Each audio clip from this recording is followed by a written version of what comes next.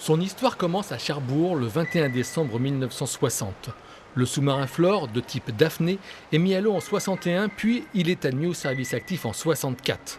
25 années de bons et loyaux services, principalement en Méditerranée, pour ce petit sous-marin qui emmenait avec lui 60 hommes d'équipage.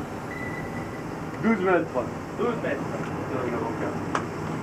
Il pouvait rester 45 jours sous l'eau, il est retiré du service actif en 89 et reste au port de Lorient où il est ventilé pour sa conservation. On va se replonger dans le bain, ça va nous rappeler des souvenirs.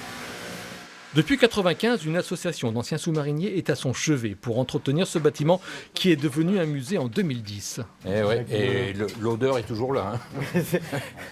Patrick et les deux Michel ont passé de nombreuses heures en plongée à se relayer sur les couchettes. Ici, c'était le poste de torpilleur. Le sous-marin était doté de différents types de torpilles. On a participé à des missions pendant la guerre froide. Et on était équipé en torpilles de combat. Les tubes étaient chargés, au moins une partie, en torpilles réelles de combat.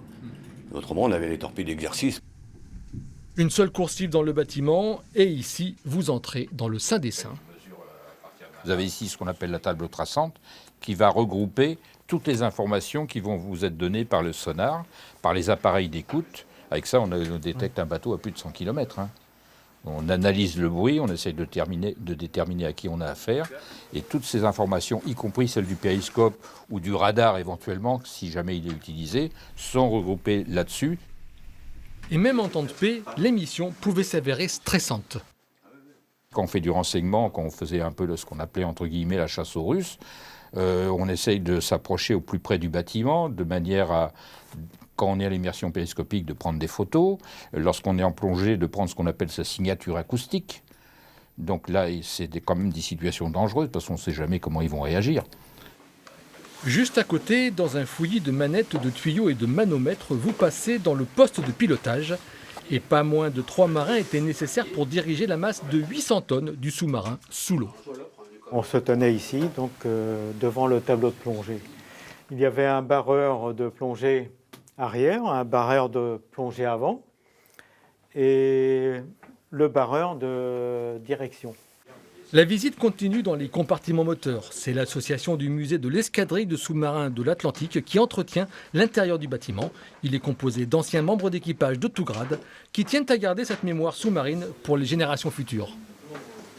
Moi, je me suis bagarré pendant 15 ans pour qu'il soit ouvert au public. Ça n'a pas été facile, mais enfin, on a quand même gagné la bataille. Et maintenant, tout le monde en convient, c'est une réussite. L'année dernière, je crois qu'il y a eu 70 000 visiteurs. Une visite qui s'agrémente souvent d'anecdotes et de traditions. Dès qu'on arrive pour la première fois à 300 mètres, par exemple, sur ce type de sous-marin, le petit novice, il a droit à un petit bol d'eau de mer, quoi. La visite s'accompagne d'une muséographie dans une des alvéoles de la base de sous-marins de Lorient qui, à l'époque de sa construction, abritait les tristement célèbres U-boats allemands qu'on appelait les loups gris.